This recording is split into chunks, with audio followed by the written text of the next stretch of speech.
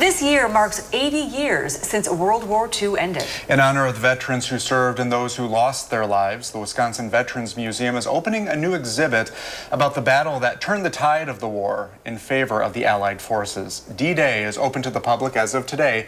Joining us today to talk about it is Museum Director Chris Kolakowski. Thanks for being on with us. Thanks for having me.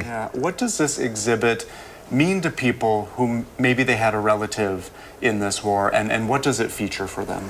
Well, if you had a relative and all you know is they served in D-Day or they served in France, this will help round out their story. It's a tremendous exhibit. Part of it's a traveling exhibit from artist Keith Rocco. Part of it is stories from our collection as well. And we put them together to tell the story of D-Day. Most people know the story of D-Day, but they may not necessarily realize there were a lot of Wisconsinites who were there who were doing their full duty on every beach, on the land and on the sea, and helping support this and winning what was one of the most important battles of World War II. And this doesn't sound like this is easy. So how did the idea come about, and how did you make it happen? Well, part of it is Keith Rocco, who is a noted military artist and actually did all the murals in the museum. So this is something of a full circle. 30 years ago, he did the murals in the museum. Now he's doing an exhibit in the museum. He came to us and said, I want to do this. And we said, well, we've got all these great D-Day stories. Can we put this together? And the trick was figuring out how to prioritize some of those great stories and some of the great artifacts that we have. We've got helmets, the usual stuff that you'd see, equipment, but we also have a guy who cleared mines off a Utah beach and brought home a deactivated mine. So if you want to see what a German mine looked like, you'll be able to see it in the exhibit. So, all these different things to generate that kind of reaction is we want people, it's not just a black and white photograph or film. These are people just like us that did these events. And in some ways, it makes it even greater that it was done by people just like us from right here in Wisconsin. Yeah, I think it is important for people to see themselves or ties to themselves in history. I think That's it makes 100%. it land more.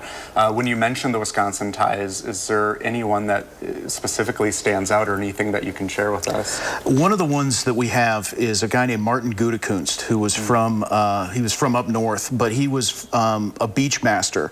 So in other words, the Navy would bring ashore people as traffic cops for the boats to come in and out, and they were called beach masters. He was one of the beach masters on Utah Beach and brought home the uniform that he wore and everything like that. So we have that whole collection. Wow. We've got doctors, some stuff from doctors who set up, and served on the front lines there, paratroopers, all kinds of different things. And part of it is to take this event and highlight these little stories and these people that were involved. It's tremendous, and that the bravery, and that they're bringing it home, and that you're bringing it to the public. The next question is opening today, and what are the hours and how long will the exhibit be on for? So the exhibit's open whenever the museum is open, and the museum's open every day of the week except Mondays. So 10 to 5, Tuesday through Saturday, and then Sunday afternoons from noon to 5.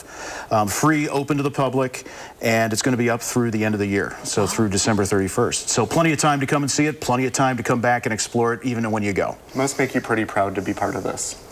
It's an honor and a privilege to be the director of the Veterans Museum. I'm the proud descendant of quite a few Wisconsin veterans dating back to the Civil War.